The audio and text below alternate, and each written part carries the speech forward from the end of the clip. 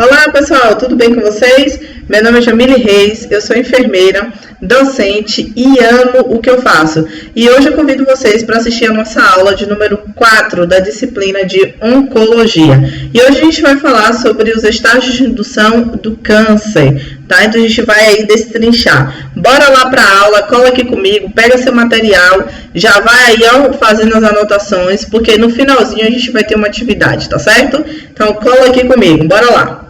E aí, pessoal, né, justamente quando se fala, né, de câncer, nós temos aí o processo dos estágios de indução. E qual é esse estágio de indução que ocorre, tá? Bora lá para a nossa aula que a gente já chega.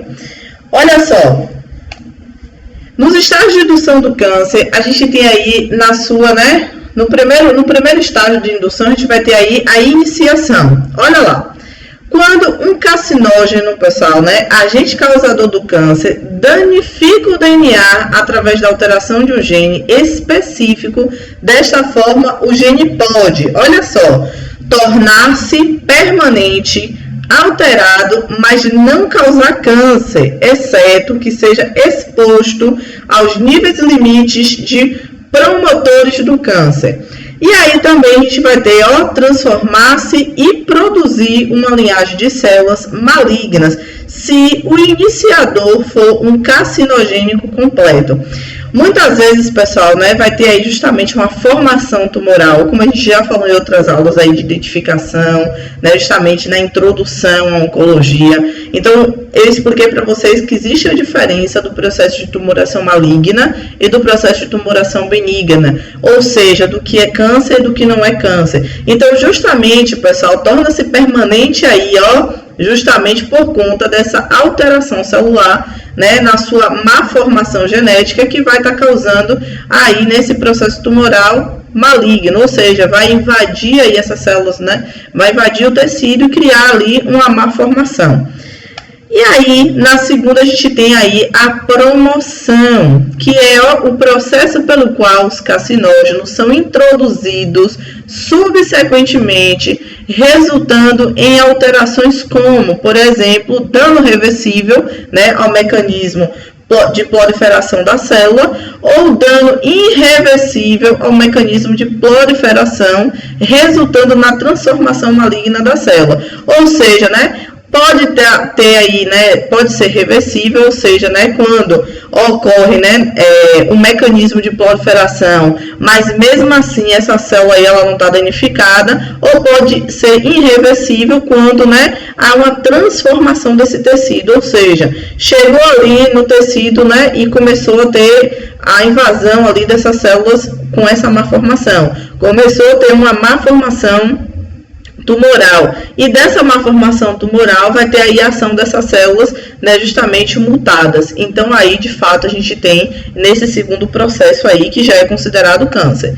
E aí, pessoal, a gente vai ter a progressão, né, que é o processo pelo qual a expressão genética nas células começa a produzir populações celulares mutantes diferentes de seus ancestrais celulares, né, originais. Então a célula ela tem todo um processo genético que ela tem que cumprir, porém quando ela muda esse processo na sua morfologia, ou seja, ocorre essa mutação celular, é aí que aí mora justamente o perigo, é aí que o câncer ele começa de fato a irradiar. Tá? E aí a progressão se dá através de invasão, né, onde as células continuam a se dividir, aumentar de volume e a pressão exercida pela massa tumoral resulta em disseminação local e invasão das estruturas adjacentes. Olha só. E aí a gente tem o processo de metástase, né, que é definida como comprometimento aí, ó, à distância, né, por uma parte do tumor que não guarda relação direta com o foco primário. Então, pessoal, o processo de metástase, ele pode não ter, por exemplo, a pessoa iniciou ali um processo tumoral, né, pulmonar. Então, ele muitas vezes não segue a mesma linhagem ali daquele tipo de malformação. Ele pode sim, né, atingir outra parte do corpo, usando outro mecanismo e usando outro tipo de malformação, certo? Então, não necessariamente vai ser o mesmo tipo de câncer que vai atingir ali o indivíduo no processo de metástase, que entendemos que o processo de metástase é quando essas células ela migram de um local para outro do corpo, causando assim, né, os seus malefícios. E aí, pessoal, ainda continuando, a gente tem ainda na disseminação tumoral, na metástase, ó, é o processo complexo que pode ser dividido em 5 etapas.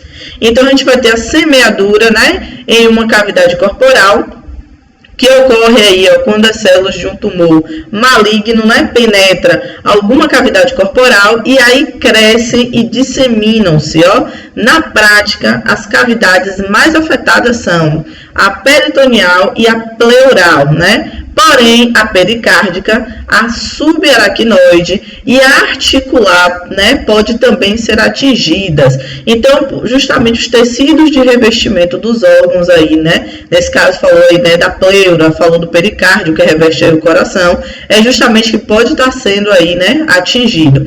E aí a sua disseminação via sistema linfático, ó, que ele consegue aí, através do sistema linfático percorrer o corpo. Então, aí as metástases linfáticas são geralmente o padrão inicial de disseminação das neoplasias de origem epitelial, podendo ser utilizada por outros tipos de tumor. Então, esse processo de disseminar aí, ó, pelo sistema linfático pode ser utilizado aí por vários tipos, né, de processo justamente de neoplasias, tá? E aí, pessoal, a disseminação tumoral é um processo complexo que pode ser dividido em 5 etapas, ainda continuando. Aí a gente vai ter a disseminação via capilares e veias, né, e disseminação na corrente sanguínea. Essas metástases, ó, por via hematogênica, tem seu início quando células tumorais invadem os vasos sanguíneos, tá certo? Na formação aí de êmbolos, tá? E a aderência à parede dos vasos sanguíneos em um órgão distante. Também aí. O processo de metástase, pessoal, ocorre com a disseminação da célula maligna para os tecidos adjacentes. Estas células aí podem acometer diversas estruturas como, olha só as estruturas aí, tá? Que essas células podem estar acometendo. Os ossos, os pulmões, o fígado, o sistema nervoso central, a próstata, o cólon, o reto, a bexiga, a cavidade oral, né? O melanoma, né, de pele, tá? A leucemia, a laringe, né? Rim, estômago, né? A mama, o útero, o ovário, o linfoma, pâncreas, né? E o cérebro. É possível, pessoal, inferir que os locais mais acometidos são os que possuem maiores padrões circulatórios, altamente vascularizados, como, né, os ossos aí, o cérebro e o pulmão, tá? Então ele vai ter uma vascularização aí muito maior. Então, justamente por isso, né, vai ter aí a condução dos processos neoplásicos, tá? E aí, pessoal, heterogeneidade, o que é isso? Consiste na diferença entre as células que existem, ó, dentro de um tumor, tá? O grau de heterogeneidade, né, aumenta à medida que o tumor cresce, e essas diferenças incluem, ó, composição genética, capacidade de invasão, velocidade de crescimento, resposta hormonal, potencial de metastização, certo? E suscetibilidade à terapia antineoplásica, tá? Então, pode estar tendo aí todas essas interferências.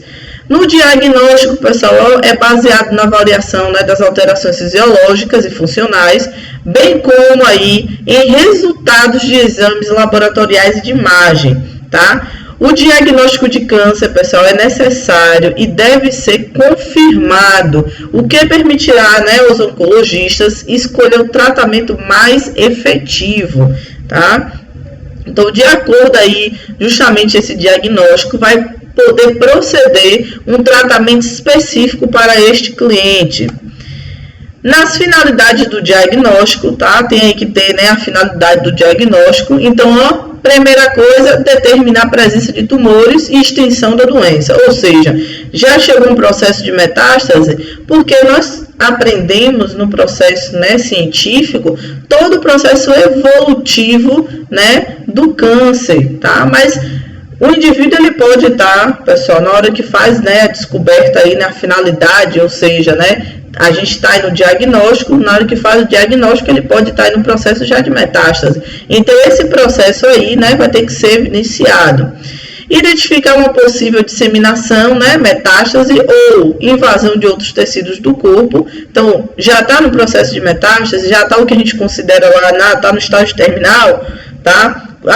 Já descobriu o câncer ali na fase mais avançada. Então, é justamente esse processo diagnóstico aí. Avaliar, pessoal, ó, a função dos sistemas e órgãos do corpo acometido e não acometido, ver como é o processo, né, de debilidade do sistema, né, do indivíduo, obter tecidos e células para análise do câncer, inclusive seu estágio e grau, ou seja, aí fazer a punção para diagnóstico. A gente vai falar mais à frente sobre isso. Então, nesse processo aí, a gente vai ter também, né, a biópsia, tá? Que é uma amostra pequena de tecido, é removida cirurgicamente e examinada por meio de microscópio por um patologista que evidencia, né? O patologista é o médico que evidencia as patologias, tá? O processo é de doença, para detectar a presença de células neoplásicas, tá? A depender do local do tumor, algumas biópsias podem ser feitas em ambulatório só com anestesia local, tá?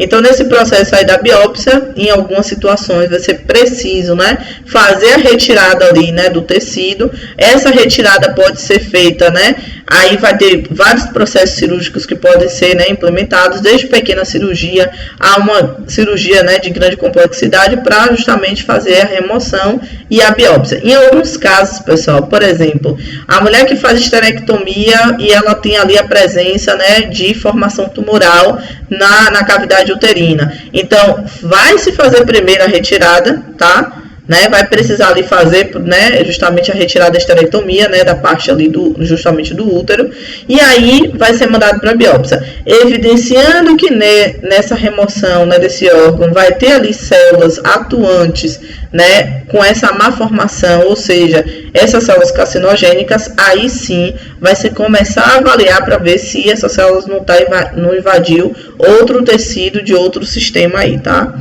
E aí, pessoal, na biópsia aí, ó, se o tumor estiver cheio de líquido, né, este será retirado com auxílio de uma agulha para análise, tá? Então, ó, tem algum tipo, né, uma formação tumoral com o que a gente chama de abscesso, né? Então, vai ter ali aquela retenção líquida, retira para fazer a análise ali, né, justamente a biópsia.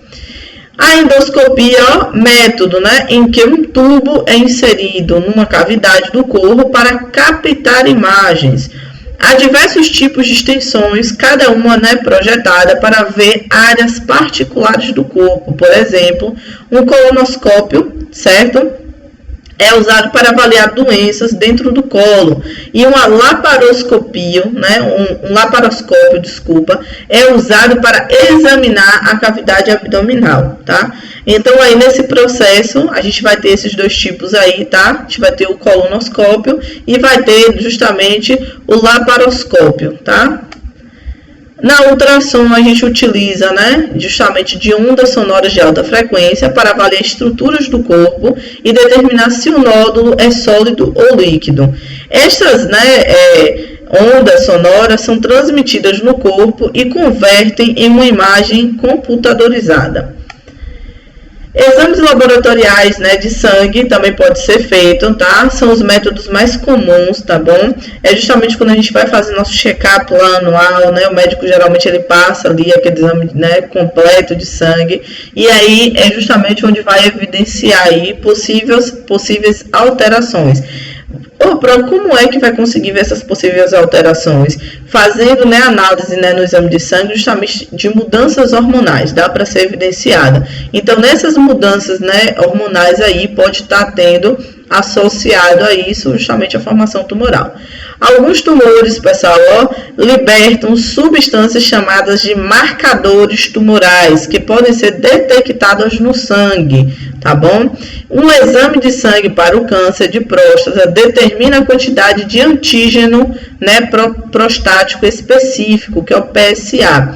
Quando a gente fala de antígeno, é só lembrar daqueles filmes lá, né, justamente de ficção científica, que geralmente tem ali um vírus, alguma, né, justamente alguma doença que acomete a população, geralmente aqueles filmes, né, de fim do mundo, que sempre acontece essas coisas. E aí vem alguém lá e diz assim, rapaz, eu achei o antígeno, eu achei a cura. Então o antígeno, pessoal, justamente, né, quando fala aí, ó, um exame de sangue para, né, para câncer de próstata determina a quantidade de antígeno prostático específico. Ou seja, a próstata é uma glândula, né, que é masculina, e ela é uma glândula, né, produtora de hormônio. Então, justamente vai se avaliar aí, né, nesse processo, se justamente esse processo hormonal que está acontecendo, ele teve algum processo, né, desregular, e se está tendo a quantidade de antígeno, né, justamente necessária. Se tem além, é porque está tendo algum problema. E se tem a menos também, é porque está tendo algum problema aí. Então, altos níveis, pessoal, de PSA, né, acima do normal, podem indicar câncer. Por quê? Porque se está tendo, imagine aí, ó, eu só vou usar antígeno se eu preciso de cura. E se eu tenho muito antígeno, isso quer dizer que eu estou precisando de quê? De cura. E se o antígeno ainda está demais, é porque essa cura ainda não foi efetuada. Então, é justamente aí que vai se avaliar, né, que tem uma anormalidade. Né? O CA125, que é um marcador aí para o câncer também, ó, ovariano.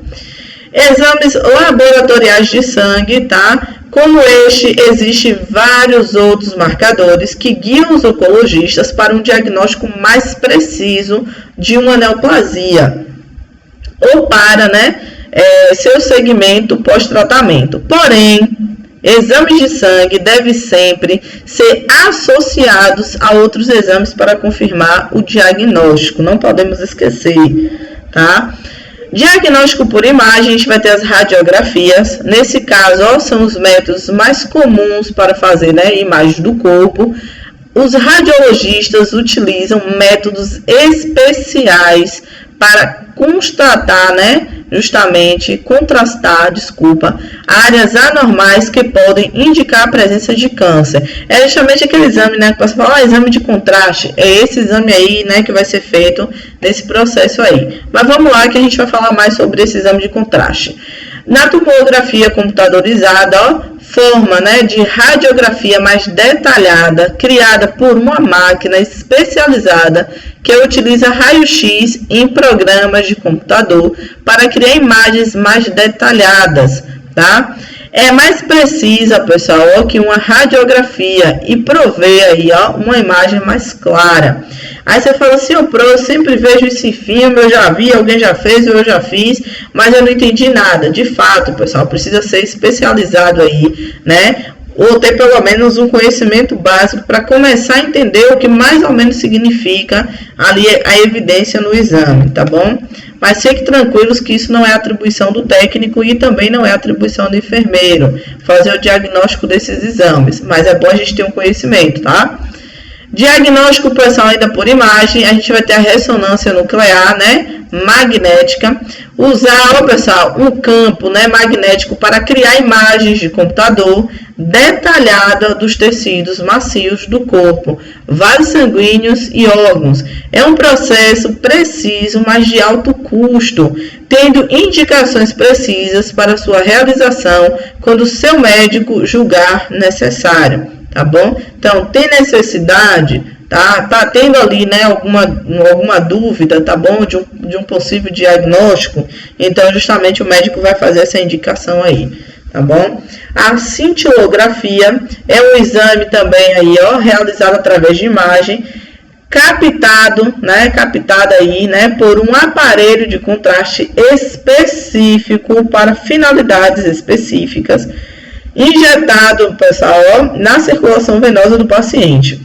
Olha só, nesse caso, a gente fala desse exame de contraste, não sei se você já reparou que vem a imagem e geralmente tem ali uma variação, né, de cores ali justamente naquela imagem. Então, esse processo que é chamado de contraste, porque justamente vai dar para fazer a identificação ali de uma possível formação tumoral, tá bom?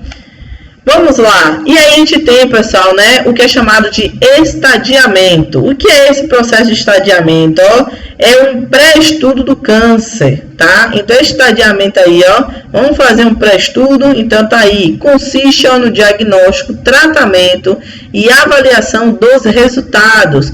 Obrigatoriamente, pessoal, deve ser completado antes do início do tratamento para oferecer e manter uma abordagem sistemática. Este estudo determina o tamanho e a existência da metástase. Se não fazer o processo de, justamente de estadiamento, não consegue-se, pessoal, oferecer o melhor tratamento. Eu falei para vocês sobre a UNACOM, sobre a CACOM, sobre os processos, como é que tem o processo evolutivo da malformação, como é que o câncer atua, como é que se é câncer, Falei de algumas terminologias também, mas de fato só dá para fazer um tratamento eficaz se for feita uma avaliação.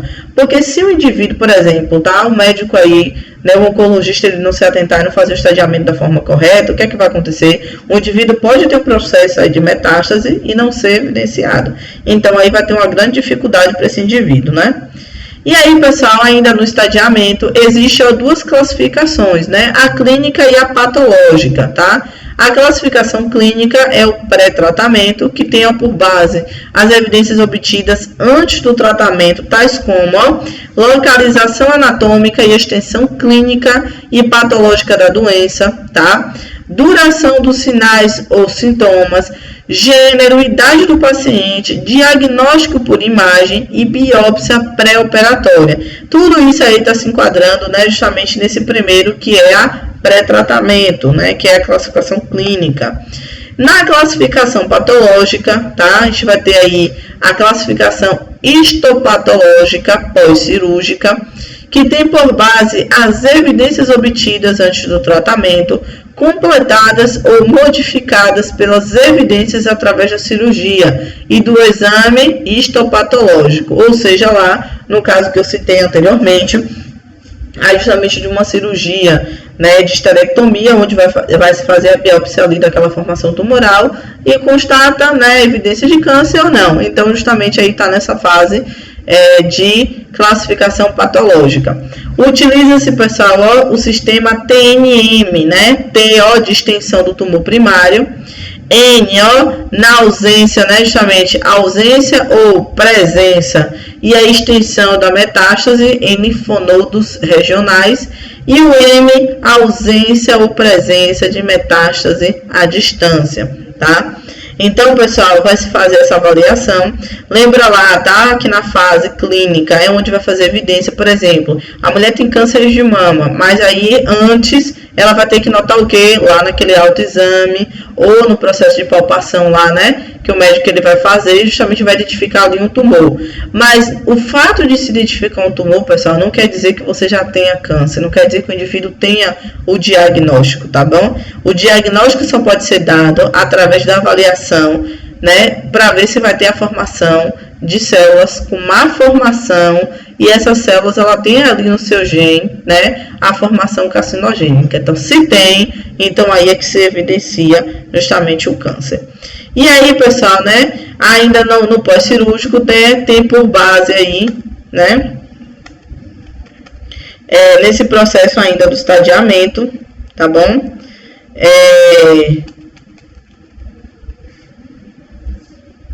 Vamos lá. Opa, pronto, desculpa. Vamos lá, o tratamento do câncer, pessoal, O câncer tem cura, você pode ajudar, faça a sua parte. Eu achei interessante aqui, essa imagem, mas vamos lá. Deu uma travadinha ali para passar o slide, mas bora que vai. E o tratamento do câncer, pessoal, hoje há 3 tratamentos básicos para o câncer. A gente vai ter cirurgia, tratamento com radiação e quimioterapia, a radioterapia, certo? Que é um método aí capaz de destruir células tumorais, empregando feixe de radiações ionizantes. Uma dose, pré-calculada de radiação é aplicada em um determinado tempo a um volume de tecido que engloba o tumor, buscando erradicar todas as células tumorais com o menor dano possível às células normais, circunvizinhas, à custa das quais se fará a regeneração da área irradiada, tá certo? Bora lá. Olha a imagem aí do processo da radioterapia, tá? É um pouco aí, né? Dá um pouco de medo, né, para algumas pessoas para fazer esse tipo de exame. Já falo para vocês, pessoal, que não dói, tá bom? Não incomoda. No máximo, quem tem aí, né, claustrofobia vai sofrer um pouquinho, mas dá para fazer tranquilamente esse exame, tá? Mas vamos lá. Na radioterapia, a gente vai ter aí, né, as radiações ionizantes, né, que são eletromagnéticas ou corpusculares e carregam energia. A morte celular pode ocorrer, então, por variados mecanismos, desde a inativação do sistema, né, de sistemas vitais para a célula até a sua incapacidade de reprodução. A resposta, pessoal, dos tecidos, né, às radiações, depende de diversos fatores, tais como aí, ó, a sensibilidade do tumor, a radiação, né, a sua localização e oxigenação, assim como a qualidade e a quantidade da radiação e o tempo total em que ela, né, é administrada. Então, vai ser avaliado todo esse processo aí justamente na radioterapia. E ainda, pessoal, na radioterapia, para que o efeito biológico atinja, né, maior número de células neoplásicas e a tolerância dos tecidos normais seja respeitada, a dose total de radiação, né, a ser administrada é habitualmente fracionada em doses diárias iguais, tá? Quando se usa, né, a terapia externa. E aí, no caso ainda da radioterapia, nos cuidados de enfermagem aí, né, em radioterapia. Isso é muito importante, porque quando fala cuidados de enfermagem, não está dizendo cuidados do enfermeiro, está dizendo da equipe de enfermagem. Então, o técnico enfermeiro está aí, né, colocado nessa situação. Então, pessoal, os cuidados de enfermagem são elaborados a partir de um diagnóstico precoce, visando os seguintes propósitos, tá? Então, precocemente, antecipadamente, já vai se fazer aí, né, o processo de elaboração, né, aí dos cuidados. Então, o primeiro passo aí, ó, promover um ambiente calmo e tranquilo, tá? Esse paciente ele precisa de toda tranquilidade ao passar por esse processo.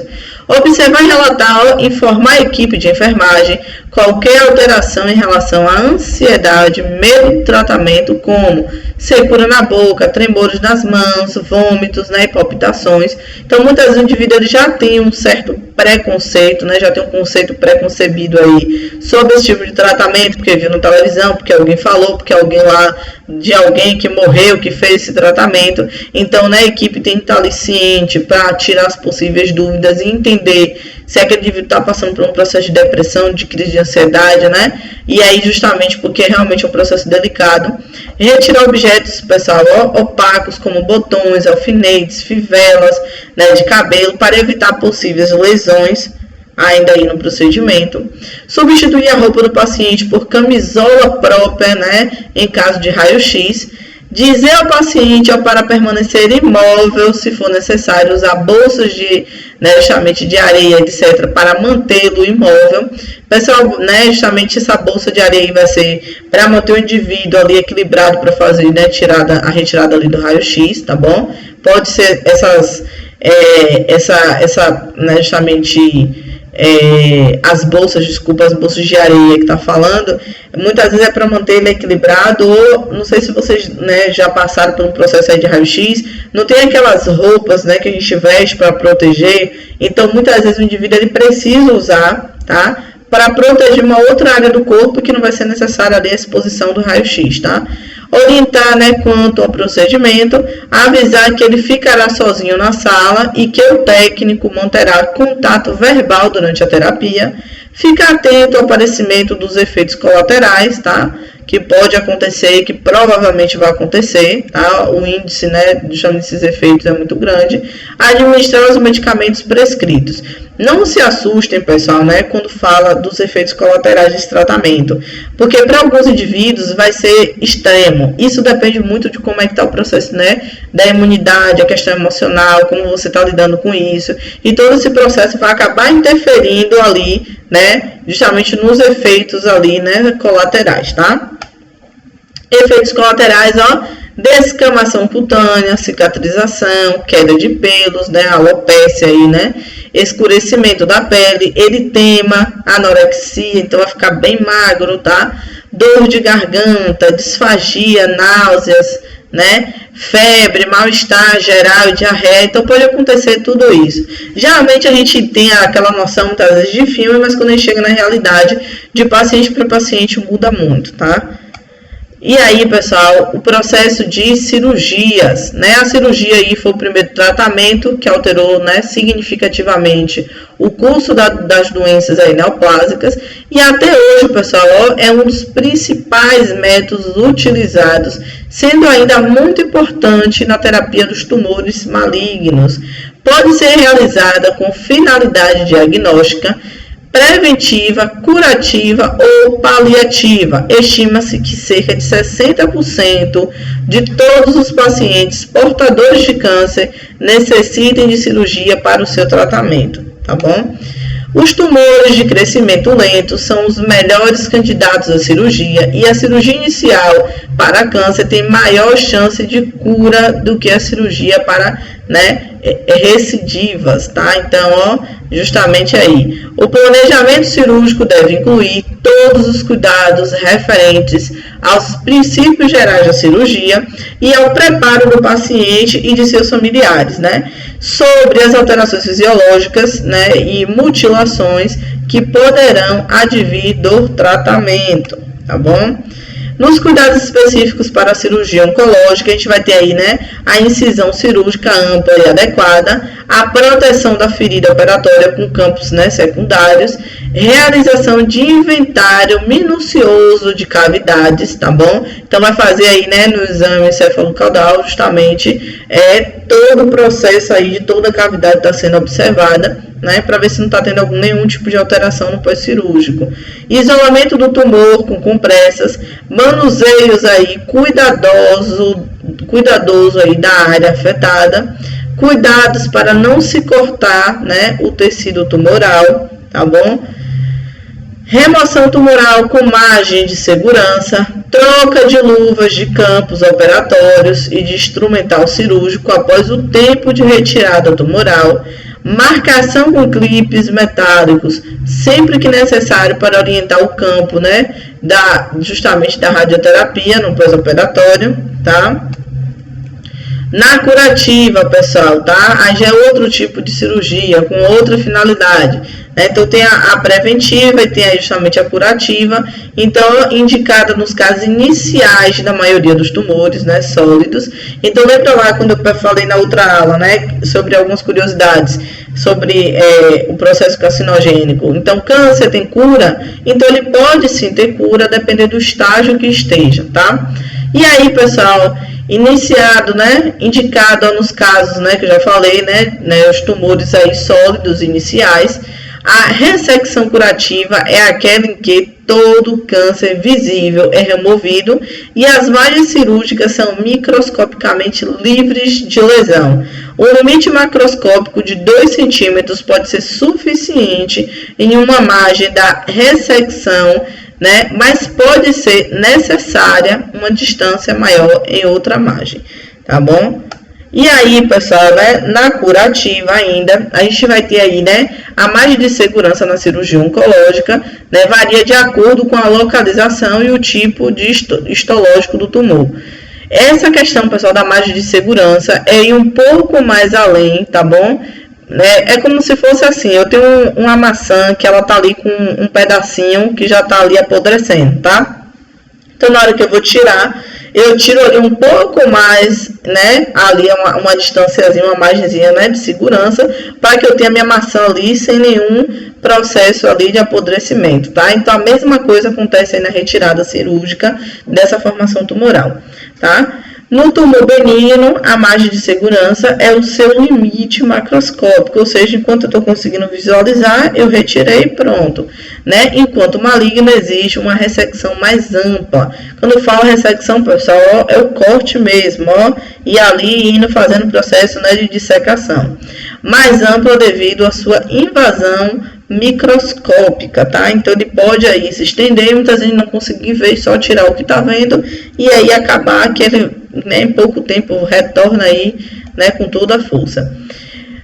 Na cirurgia radical, né, além dos preceitos de cirurgia, né, curativa a serem atingidos, também são retirados órgãos ou regiões, né, contínuas. Também podem ser retiradas linfonodos em risco, né, de comprometimento.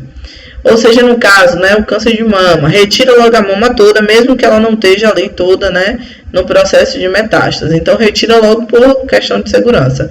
Melanoma maligno, 5 centímetros ao redor da lesão, tá? Incluindo, né, a fáscia em profundidade nos tumores de tronco e membros, né, de 2,5 centímetros, se, né, em pele de face.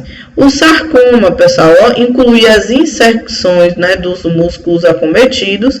No tumor de pulmão, um lobo pulmonar ou todo o pulmão acometido, né, se tiver aí, né, a necessidade de retirada. Tumor de cólon de 5 centímetros de margem distal e 10 centímetros, né, de margem proximal, tá? Na questão da cirurgia aí, pessoal, tá? Na finalidade paliativa, tem a finalidade, ó, de reduzir a população, né, de células tumorais ou de controlar sintomas que põem em risco a vida do paciente ou comprometem a qualidade de vida, tá? Então, por exemplo, né, tem um tumor ali no intestino, não vai ter cura, não vai ser retirado por completo, mas vai retirar pelo menos uma parte que vai deixar o indivíduo ali, pelo menos, né, conseguir ter uma qualidade de vida. Exemplos, ó, a descompressão, né, de estruturas vitais, né, o controle de hemorragias e perfusões, o controle da dor, tá, o desvio de trânsitos aéreo, tá, digestivo e urinário, e a retirada de uma lesão de difícil convivência por causa de seu aspecto e odor. Então, pode estar sendo retirado. No processo de quimioterapia, é o método, ó, pessoal, que utiliza compostos químicos chamados, ó, quimioterápicos no tratamento de doenças causadas por agentes biológicos.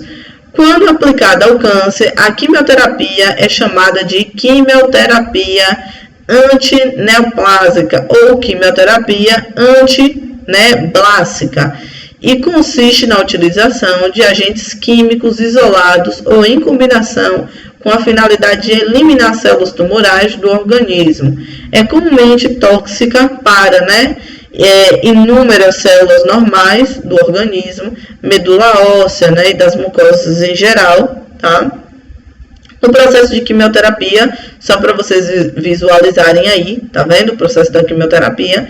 Então, pessoal, né, justamente tem esse processo. No processo ainda da quimioterapia, né, é uma das modalidades terapêuticas sistêmica, bem como, né, um dos mais importantes e promissores métodos de tratamento carcinogênico, certo, cancerígeno. A indicação da quimioterapia implica uma série de fatores que devem ser levados em consideração, como idade do paciente, seu estado nutricional, funções renais, tá? Hepáticas e pulmonar, presença de processos, né, infecciosos, tipo de tumor, existência de metástases e sua extensão e principalmente a performance, status, condição de vida, tá? Principal indicador de prognóstico do paciente oncológico. Então, quando eu falo, pessoal, dessa condição de vida, é justamente os hábitos como exercício físico, como alimentação, como a questão de nível de estresse e outras patologias muitas vezes associadas na evolução, tá, desse paciente. Contraindicação da quimioterapia, o tratamento, né, com antineoplásicos químicos é totalmente contraindicado em pacientes terminais, gestantes, né, no primeiro trimestre da gravidez e na presença de septicemia e coma. Então, nesse caso, a quimioterapia aí não é indicada. Relativamente, né, contraindicada em menores de 3 meses de vida e os de idade, né, muito avançada também, né, pacientes com comprometimento muito acentuado do estado geral, com metástases cerebrais, né, intratáveis, na impossibilidade, né, de o paciente se manter em tratamento ou, né, cooperar e na ausência de resposta do tumor. Então, justamente a quimioterapia ela não vai ser indicada nessas situações. Os tipos de finalidade, né, da quimioterapia. Então, a quimioterapia aí pode ser feita, né, com aplicação de um ou mais quimioterápico, certo? Pedir uma pausa a vocês aqui só para colocar, né, o carregador. Vamos lá. O uso de drogas isoladas também, né? A monoquimioterapia, né, mostrou-se aí eficaz em induzir respostas completas ou parciais significativas na maioria dos tumores, sendo atualmente de uso, né, muito restrito. A gente tem também o caso, né, da poliquimioterapia, né, que é de eficácia comprovada e tem como objetivos atingir, né, populações celulares em diferentes fases do ciclo celular, tá? Então, essa poliquimioterapia aí, ela é muito excelente, tá bom? Diminuir aí, pessoal, o desenvolvimento de resistência às drogas e promover maior resposta, pode ser, né, resposta por dose administrada. Então, pessoal, nesse caso aí, ó o processo, né, que é utilizar aí a ação sinérgica das drogas, no caso da poliquimioterapia, tá? Continuando, a quimioterapia pode ser utilizada em combinações, né, com a cirurgia e a radioterapia. Então, em alguns casos de câncer que está no processo de metástase, que já está no processo mais elevado, então vai se utilizar essas três modalidades.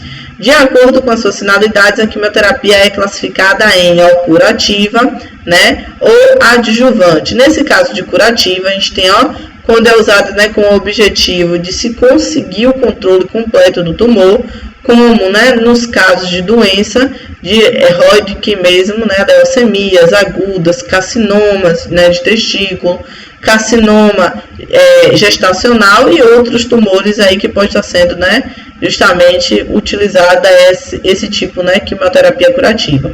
E na quimioterapia adjuvante, quando se consegue, né, a cirurgia curativa, tendo o objetivo de esterilizar as células residuais, ou seja, ficou ali alguma vertente daquelas células, então vamos fazer aí o processo, né, da quimioterapia adjuvante para não ocorrer a disseminação aí e ter novamente a formação tumoral. Na neoadjuvante ou prévia, né, quando indicada para se obter a redução parcial do tumor, visando permitir uma complementação terapêutica com a cirurgia e ou radioterapia. Então, o tumor está muito grande, vamos utilizar aí a quimioterapia para reduzir esse tumor, para logo depois fazer a retirada, tá? E por que se faz esse processo, né, neoadjuvante? Porque muitas vezes aquela retirada do tumor na expressão que ele está, ou seja, né, no tamanho que ele está, na proporção, então muitas vezes pode ser muito prejudicial ali, pode correr sérios riscos, né, o paciente pode correr sérios riscos. Então, utilizando essa modalidade, justamente vai estar, né, aí no processo de adjuvante, ou seja, prévia à cirurgia. Paliativa, né, não tem finalidade curativa, usada com a finalidade de melhorar a qualidade, né, de sobrevida do paciente, e é o caso aí, né, da quimioterapia indicada para carcinoma indiferenciado de células pequenas do pulmão. Então, é para o processo aí de alívio mesmo. E aí, pessoal, para a gente finalizar, eu trouxe uma lista de exercício aqui para vocês, só para vocês poderem relembrar. Esse exercício, pessoal, tem 8 questões. Essas 8 questões é para vocês responderem no caderno de vocês, e aqui é para vocês terem como base para estudo do que foi falado nessa aula. Então, a primeira questão, cite os estágios de indução do câncer. Na segunda, a metástase é dividida em 5 etapas, né? Quais são elas? Quais os locais mais acometidos pelos processos, né, de metástase? Quarta, cite os métodos mais comuns para diagnosticar o câncer. 5, o que é estadiamento, tá? Que a gente falou aí na estante. Quais os 3 tratamentos básicos do câncer? Falo sobre eles. De acordo com sua finalidade, como se classifica a quimioterapia. E cite 4 cuidados específicos para a cirurgia oncológica. Para os alunos do Centro Técnico Templários que assistiu essa aula, tá bom? Justamente isso aqui é uma lista de exercícios para vocês fixarem um assunto e vai ajudar vocês a responderem as 5 questões que eu já vou disponibilizar junto com essa videoaula, tá certo? Então não esqueçam, pessoal, que essa aula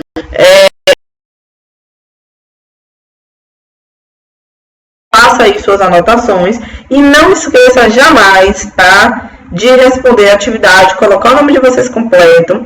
E se você gostou do vídeo, ó, dê um joinha aí que gostou, né? Curte esse vídeo. Se você não gostou, também pode dizer que não gostou, porque a gente faz aí, já tenta dar uma melhorada, tá bom? No mais, pessoal, a aula de hoje, né? A gente vai ficando por aqui. Eu encontro vocês aí no Instagram agora. É só me seguir lá, Jamile dos Reis, tá bom? E aí a gente vai ter a correção da atividade que eu vou estar enviando para vocês aí junto com esse vídeo. Para quem está me assistindo, não é meu aluno, se quiser também participar dessas correções, é só ir lá, né, no meu Instagram, toda quarta-feira às 20 horas, eu venho fazendo a correção das duas disciplinas que eu tenho postado aqui, tanto oncologia quanto gerontologia. Então, todas as atividades eu faço um processo, né, de correção comentada. Então, quem tiver aí, né, nesse momento do curso, quiser tirar mais dúvidas, quiser aprender um pouco mais, cola aqui com a gente, tá bom? Para aprender. Então, pessoal, no mais, ó, cheiro para vocês e muito obrigada. Tchau, tchau.